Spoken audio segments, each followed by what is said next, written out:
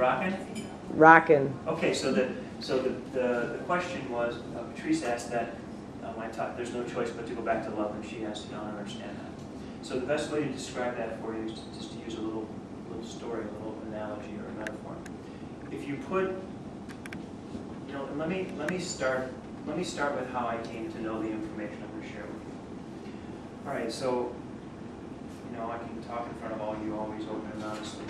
And I have meditations, and what I call the force and source of all creation, God, can communicate with anybody in any way. So it does with me in many ways, and it speaks to me. And said, I want you to meditate on what is the smallest misunderstanding causing the biggest issue in humanity as you see it. So that was a pretty broad thing to meditate on. I was a little overwhelmed, but I sat with it for a week. After a week, I reconvened, and God said, "What did you come up with? What did you see?" I said, "Well, it could be anything. I mean, there's so many things. It could be anything."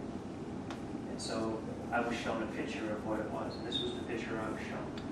I was shown a glass of water, and I was shown an ice cube. Okay? And that ice cube went into the glass of water. And what happens eventually when an ice cube goes into a glass of water? What does it turn into? Water. It turns into water. So upon seeing that, that was the smallest misunderstanding that was causing all the issues. And so God said, the only difference between ice and water is the state of being. That the ice is just water in another form. So all of you are nothing more than me. You just see yourself as an ice cube and not the water. But when you put them together, eventually it turns to water. So when I say that there's no choice in it, eventually everything melts away. All your rigidity and all what you know to be true, and all the reasons that you're staying separate, all the reasons you're not being loving, all the reasons you're continuing to be fearful or angry or afraid or whatever, just resistant. Eventually that all melts away and you turn into the water. And that's what I mean by at some point there's just no choice but to be loved. Because we're already in. We've just separated ourselves from it into a space of duality, and we've told ourselves, now we're an ice cube. And in reality, that's an illusion. The ice cube is just cold water. When we let ourselves warm up, we become the water again. And then as we let our water be free, then it becomes vapor, it becomes spirit. And that's what we all are. Is that okay? Is that an answer for you? Okay. I do the best I can to answer questions. That's open for debate. That's the best I can do. So we kind of covered that, the one, how do I express love this week? I think we kind of covered that. Coming to a place of peace, love, where I am in the practice. Okay, so let's everyone just have fun with this, and I did this for a reason. How many beginners do we have? Okay, good. How many intermediates do we have? Well, I want to explain why. Floor is yours. Because something came to me on my way to work. What am I going to do about them? Blah, blah, blah, blah, blah. And then it came into my head, I matter. So the I is for I matter. Hey, all right. Okay. So much signify your stage is that you matter. Yeah. Beautiful. How many advanced do we have? Anybody have advanced? Okay.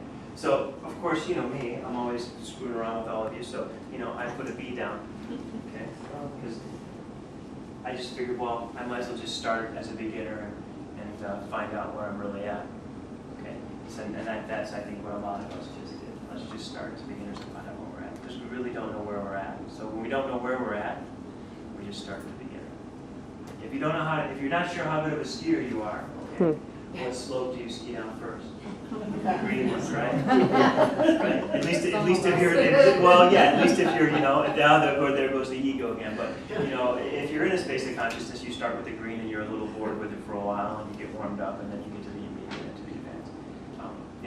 I would hope on most levels to help most of you that I'm more an intermediate or advanced, but I let that be shown to me. I don't want to jump to any conclusions. How did I practice? How did I practice last week? We already covered that. Who was here at the last class? Okay, so I'm going to ask you. Okay, Sarah. Another Sarah, beautiful. So what one thing stood out from you from the last class? What thing did you really glean from or take from it? Well, I'm at a crossroads in several areas, actually, in relationship and in work. And usually when I'm in a crossroads, I dash down some road and then maybe turn back and go to another one. And because I've learned that we are all God and everything is perfect where we are, I actually am just flowing right there and dealing with it, allowing myself to not rush anything. Wow, that's great. I mean, guys, we hear, it just, I don't want to make it sound like I'm making too much of anything, because I'm not. If one of us gets something like that from class, it's so worth all of us being here if it helps that happen. Because we're all just symbols. We're all symbolizing a whole column of people behind us, okay? There's a million of you in the world that are having some of the things you're coming here. And there's a million of you in the world having some of the things you're coming from. And so when you step forward into this environment and you allow yourself to have these experiences, people that are going through similar things you're going through are just feeling a sense of peace because of what you're sending into the world. And they don't even know why. They just know, God, I just feel better about this. I'm just going to sit still. They don't know. You don't know who you are. Okay, but it doesn't matter who you are. If we transmit that energy out into the universe, okay, it's the people that are in the same place. Again, now it'll be really, really cool when they're actually watching it, okay, and seeing it and learning from it. But it's already affecting them. Okay. One more person. Who was here last week? Who wants to say what did they take from it? One person. Andrew. When we talk about intuition versus feelings, because my whole life I've been dominated by feelings. So I was just kind of observing, as I was watching, is it really my feelings, or how could I just maybe use my intuition not to react so much? And I just love that, okay, I felt my third eye, the intuition. Yeah. And when I close my eyes, I see the third eye. So it's guiding me. That's right. And when you let yourself be guided by emotion, how does your body tend to feel? Oh, you know that. I mean, I know, I don't want you to tell everybody. I get physical, I get headaches, I get migraines, I get palpitations, I physically. And when you let yourself be guided by the intuition, I'm relieved of all that. I'm peaceful. I can breathe better. My blood should be better. okay. It's very cool to just watch somebody when they're telling you that, because you can totally tell by someone. When she was talking about feelings guiding her, she became squinted, tight. I feel this. I feel this. I feel this. There was tension. There was tension. There was tension, and that's what we started to talk about last time. With these emotions, they create tension. They create tightness in our system, and they resist that heart beating well through our bodies. And then when she started talking about being more intuitive, all of a sudden she relaxed, her face relaxed, her body posture relaxed. You'll see it again and again and again. So what it does is it really makes it easy for you to have compassion, because you just start to look around your world and you start to see how people are just standing and being and walking. You just know.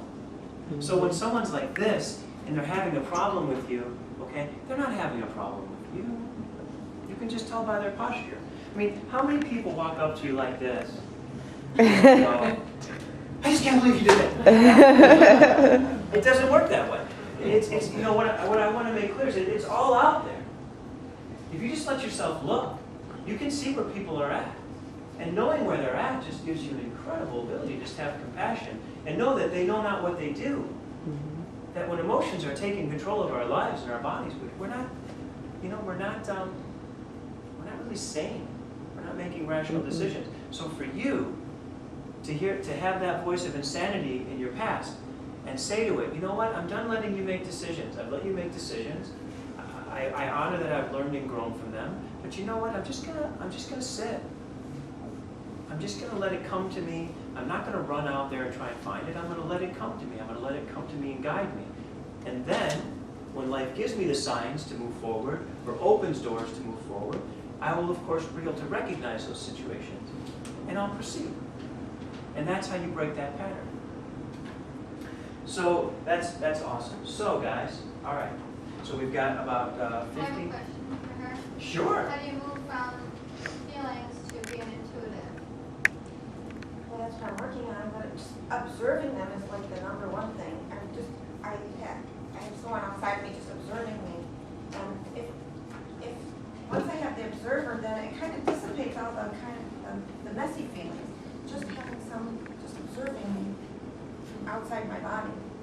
And again, that's a great question. If I can add something. This is, if you look at, as you read the book, okay, the book talks about taking you through that. And the key is that by letting go of the emotional reactions, your intuition just immediately becomes stronger. In other words, it's kind of like having this little bud of a flower, and it's kind of all held tight.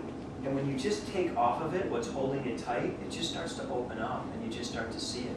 It just gets suppressed because emotional reactions were hardwired physiologically for emotional reactions to take priority. Okay, so we're hardwired that our short-term issues, okay, are more important than our long-term survival. Because if we don't if we don't let our short-term issues guide us, okay, when we were out in the wild, well, the first thing is I need to get away from the lion that's chasing me. Okay, and emotions and reactions make us do that. Okay, you know, contemplation of the eternity of life and consciousness just wasn't, you know, it wasn't a big deal. It wasn't what we were made to do back then. So as you let go of those immediate reactions to things and you start letting them not be what guides you, you naturally turn on a whole nother system, and it just starts to awaken. So that's why the book starts with, you got to let go of feelings, because as you let go of feelings, intuition naturally starts to grow, and you naturally become more meditative. Sorry? What if something's really good or really sad? Really good or really sad? Yeah. Okay, well in the end, really good and really sad is the same thing. Okay? It is. Whether something's really good or really sad, that's your reaction to something. So you're saying to not have a reaction in that situation? I would say So, it's really good to me is it's really good. Really sad is it's really sad. so you just say that to yourself. Yeah, but it's don't not have a really reaction. good and really sad. It's really good and really sad. And then past that, it's just, that's what is. It is what it is. That's what it is right now. But if someone dies, for instance, it's really sad. Not necessarily. Many times it's not sad when someone dies. Okay, so we're already getting into our visit. We're already getting into our experience, so I'm going to go ahead and just, you know, this is how I was hoping it would happen. Okay, so let's start to talk a little more about feelings and our responsibility to have feelings and certain reactions. Is that okay with everybody if I talk about that a little bit? Okay, that's a great one to start with, all right? We're programmed, we talked about this last time a little bit, but I didn't get into talking about it a lot. We're programmed to have emotional reactions based on what society tells us is right or wrong, appropriate or inappropriate, okay? So when someone dies, we're supposed to feel Sad. sad, okay? And when someone gets promoted or something, we're supposed to feel what? Happy, okay? Yet when someone dies, okay, it could be really a good thing that they died, okay? And we really could have the right to be what? Happy. Happy. And if someone gets promoted and it's going to take them away from their family more and they're going to travel more, we really have a right to be what? Sad. But we're so programmed into having these emotional reactions to things that the majority of people tell us this is the way you're supposed to react when something like this happens. But we never really question, is that really true? Is that really right? Is it, you know, we've lost the intuitive freedom to be free thinkers, to say, wait a minute. Mm-hmm. I don't want to have an emotional reaction to that situation right now. I don't really know if it's sad that that person died. I want to ask some questions. I want to meditate. I want to think about it. And we have the right to do this when someone tells us something.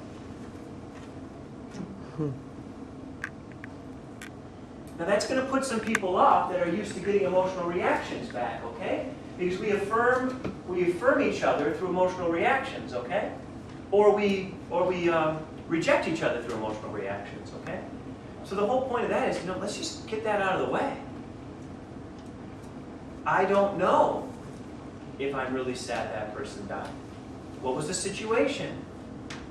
The person was, you know, had Alzheimer's or had some difficult disease, or let's say that person was 55 and they dropped dead of a heart attack. Well, that's tragic. That's this, that's that. Well, yeah, but they didn't suffer. They didn't die of some sick disease. You know, most animals out in the wild, you know why they don't get cancer? You know why they don't die of cancerous diseases?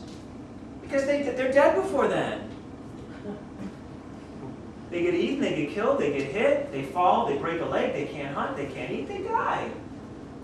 You know, acute death at young age is very normal in nature, okay?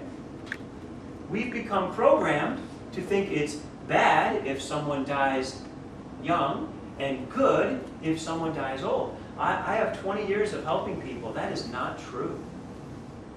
That is not true. That's very short-sighted. And it's very opinionated. Okay? And the impractical view that humanity has around death is one of the biggest things that's taking our species down. We are letting people live way too long that have no right living any longer. And we are, think about this, we have what, I don't know the numbers, but we have what, millions and millions of people dying of starvation, right? Little babies, young people that have 50, 60, 70 years ahead of them in their life, right? And we've got people in hospitals on respirators or on 15, 20 medications with very little quality of life. They have nothing ahead of them except to be saved by death and go through their next transformation, right? And yet we have these babies that don't have money to eat.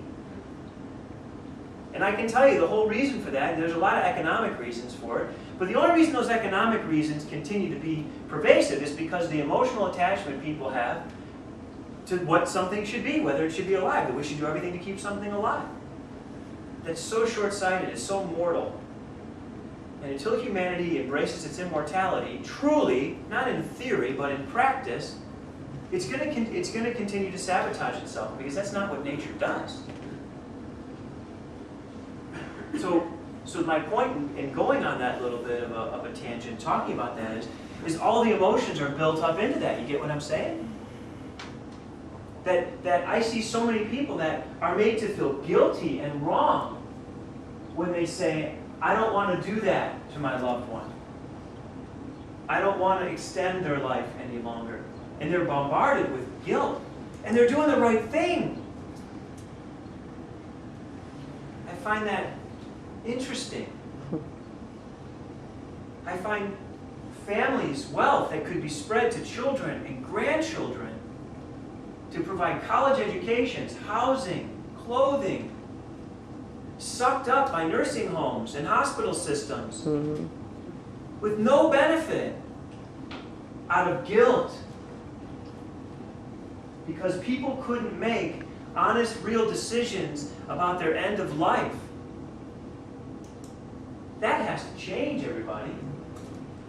That's not in the highest good.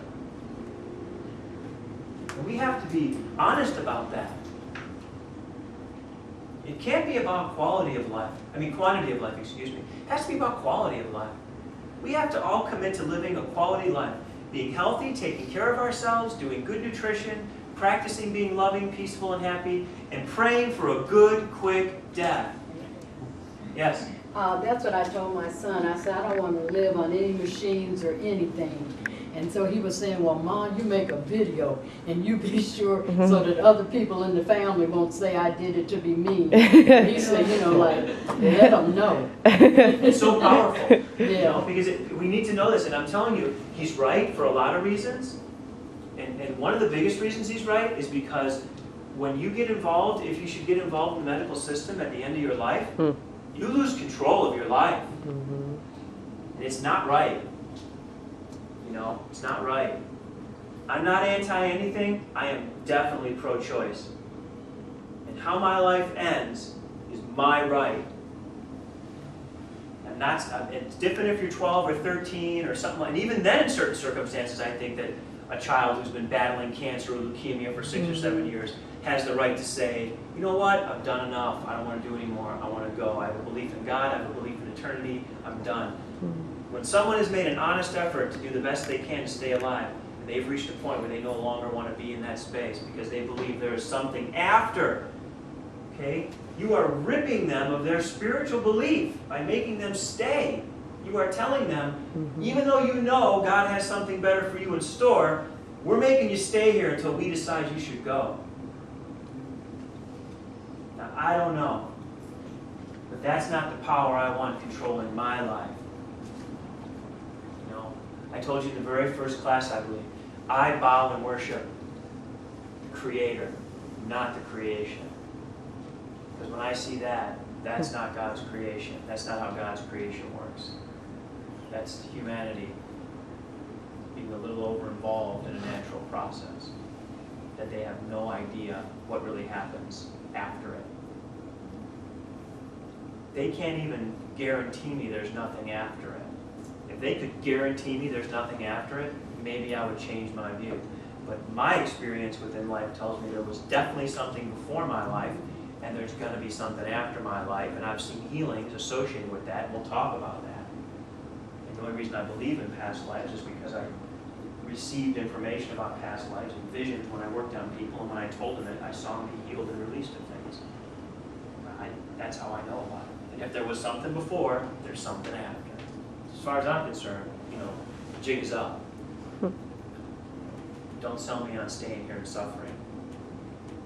And if we take care of ourselves and we do the best we can to stay alive, and we do the best we can to not commit any forms of suicide, okay? Yes? Did you believe Dr. Kevorkian was doing a good thing? I believe Dr. Kevorkian was a very enlightened person in a very unenlightened space.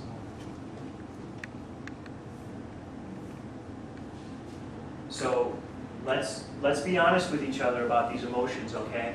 I'm going to make you face some pretty polarizing situations, all right? And I'm a very happy guy at a funeral now. I'm happy to say that. I'm very happy at a funeral. I make people laugh, smile. I'm compassionate. I'm loving. I understand what they're going through. I don't make anyone else feel. Remember, I'm not about making anybody else feel bad about being sad. I'm just comfortable with not feeling sad. And I got past the point where I felt uncomfortable not being sad. Because my practice and my life became so obvious that it wasn't practical.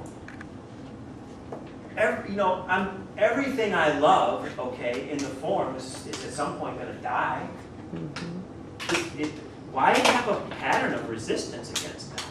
Why not get to a better place with it? For God's sakes, it's like getting up. It'd be like getting up and going, "Oh my God, I can't believe I have to go to the bathroom."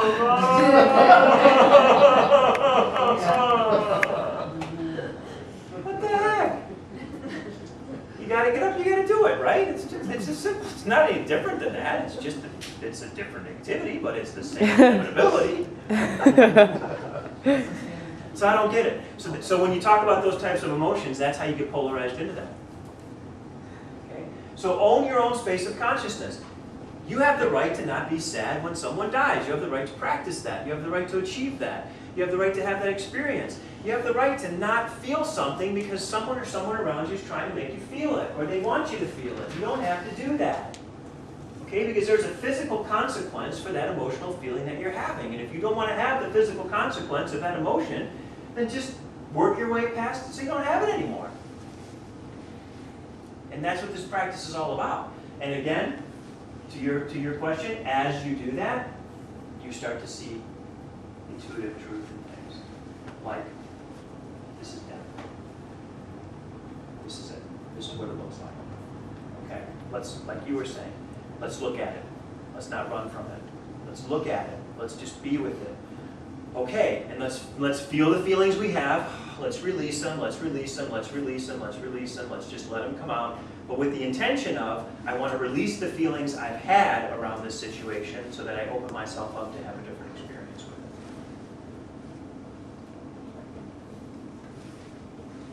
Perfect. Did I answer most of the questions on that? Does everyone have a little bit of a different view to look at that? We've all been emotionally driven animals, all right? So we've all had this short-term association with life. Practice is about teaching you how to live in eternity. I don't make any bones about it, that's what it is. How would you live if you were living eternally? At what point, what does living eternally start to look like? Does it continue to look like a bunch of reactions? Does it continue to look like a bunch of ups and downs? Does it continue to look like a bunch of good and bad and happy and sad? And again, I'm not denying or judging the human experience. I believe we're more than that. I believe we're more than that. I don't think we have to call ourselves human. I think that's a name we gave ourselves, and it implies a duality. I believe if we believe and know what we really are, we practice truly being God incarnate, we then become something that has the experience that has. We become something that has transcended death. We become something that doesn't have an emotional reaction to things. We become something that is willing to do the things that nobody sees.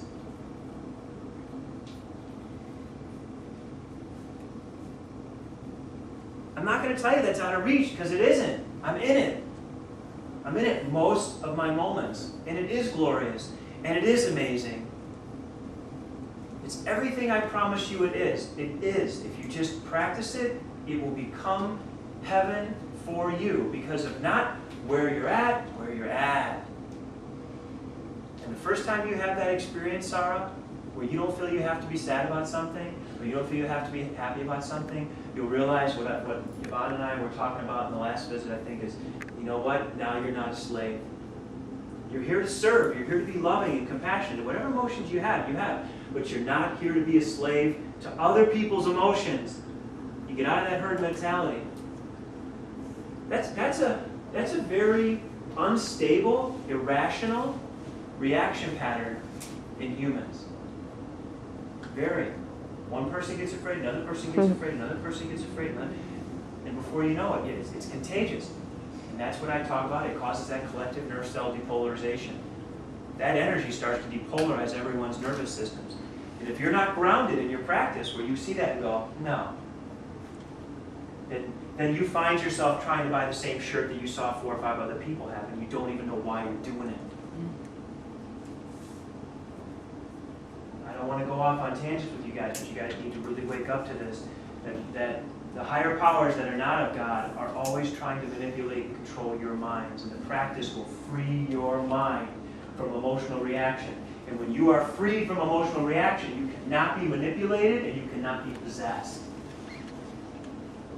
You come to your own righteous space within you, and you decide from that space. Is it in the highest good that I have that shirt? Is it going to give me joy? Am I going to use it? Is it going to be good for me? Yes, then I do it. But it isn't, God, I've seen it on this end, I've seen it on that end, I've seen it on that person. You know what? I want that. That's emotional, unconscious decision making. And that's what rules most of the people in the world, which is why, you know, the practice isn't a bestseller. You know why? Because it's the truth, and people don't want that. They want to just tell themselves what allows themselves to keep doing what they're doing the way they're doing it, and not change. Or change because they want to manifest something. Not about that. This is change so you know the truth. It's all this book ever gives you. Just change so you know the truth. So you see the truth, so you can become the truth, and you can be a servant to the truth. That's what you get. What comes along with it, a lot of peace, better health, great change. But, you know, so this is not a pie in the sky. It's work, guys. It's the truth. It's work. It's practice. But you got to commit to it, because it's really what you're here to do. You're the Spirit of God practicing, realizing, and becoming that. That's it. Any other dreams or ambitions you may have, you're going to find as further you do this, they're going to become secondary. And whatever you achieve and acquire and become because of the practice, okay? Who gets all the credit and glory for that?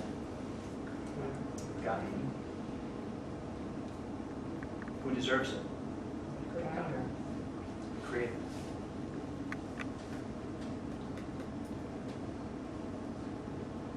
I love you all for coming. None of this happens without you here. None of this happens without you showing up. Okay? None of it. None of it. You're going to notice, and you're going to feel like at certain times, wow, he talks a lot about feelings and emotions. You know what? I'm going to talk a lot about feelings and emotions. And I'm going to tell you I'm going to talk a lot about feelings and emotions in every class. Because they are something that needs to be very, very closely looked at and examined. Okay? And seen for what it is. Most emotions are reaction patterns, pre-programmed by a need to please other people and a need to fit in. That's a big one to put right at the end, okay? I don't need to please anyone. I need to please the truth within me, and I need to love everyone. So there's no selective process for me. I'm practicing loving everyone. I'm practicing accepting everyone. It doesn't matter whether they love me or not. I'm practicing loving and accepting them and having the best relationship I can with them. So I don't need any short-term gratification by joining in an emotional pattern with them. If I'm truly happy, then I'm truly happy and hugging and loving with them, and they're truly in that space, then that's great. If I'm truly happy and loving and they're not, that's great. I am what I am. Okay? Everyone have a wonderful week next week, and we'll get together the week after that. I want to take the last few minutes. Anybody that wants to come up, be an example, receive. We're going to do it. Sarah, I want you to keep me on this. We only have about 2 minutes because I want everyone to be able to leave on time. Okay. And if anyone wants to do that, If anybody wants to do what? come on up and see me. You'll see. I'll time it. Can you time me? Yeah. Starting. And I want everyone to be a part of this, okay? Because anyone's healing is everyone's healing, okay?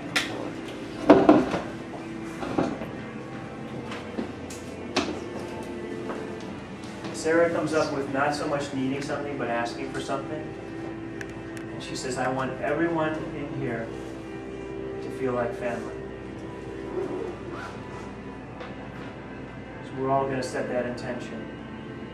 That as long as we're in this room together, we're family. We're here to be together, we're here to love each other, we're here to feel safe and good around each other. This is a family. Thank you for bringing this.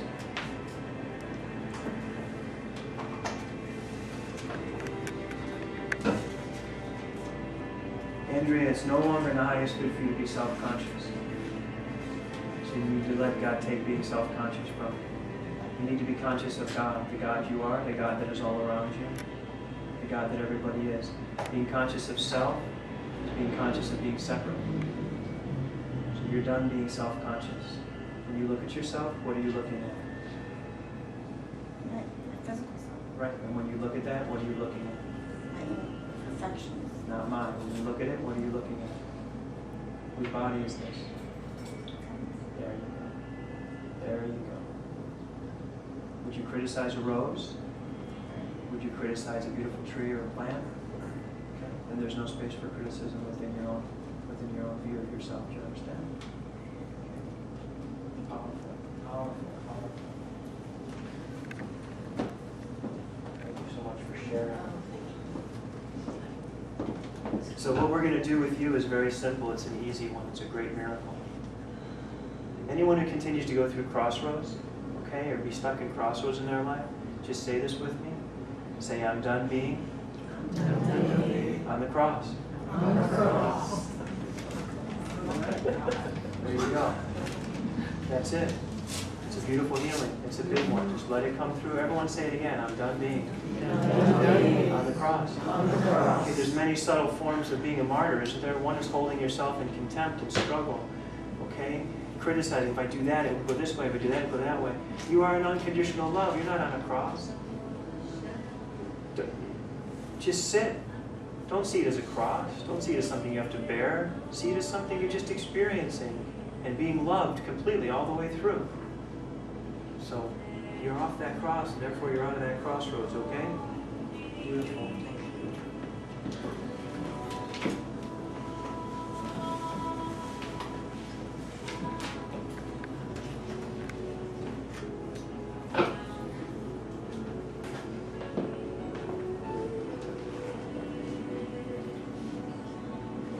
Who else has a body that doesn't want to listen? Who else has a body that doesn't want to listen? Does everyone else have a body that doesn't want to listen? Beautiful. Okay, so this prayer is for all the people who have a part of their body that doesn't want to listen. Okay? Anyone who has a part of their body that's having a hard time listening, say this with me, okay? Body. I love you. I'm not here to criticize you. Or point out your shortfalls. You are a majestic creation of God. I wish to worship you. There you go. Not because you will last forever, but because I know we will part at some point. And I want no regrets and arguments between us. Timer.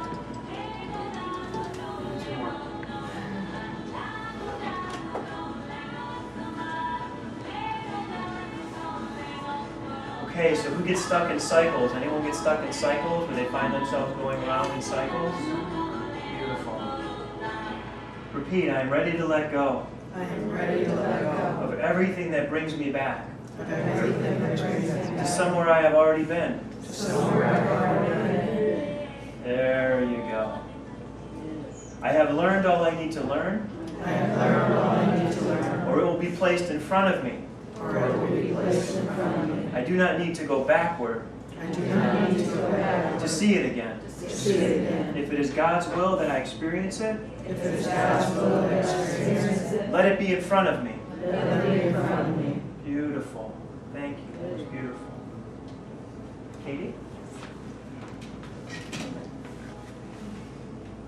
So I want to ask you, I'm being guided to ask you, what is something that you'd like, what would you like me to do for you? What's coming up for you? I'm working out a piece with the situation I'm going through, because I don't want people who feel any of this. So that is my biggest concern. Beautiful. So we have a baby inside of us?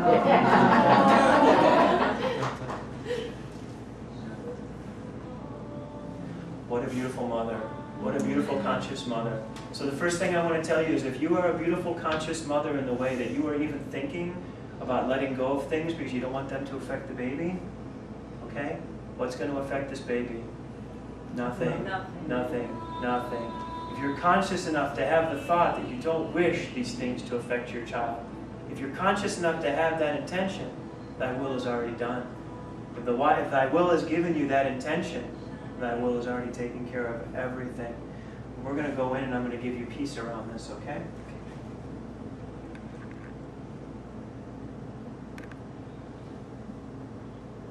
I'm going to ask this child to completely let go and release all memory or compensation that it's gone into because of its external environment.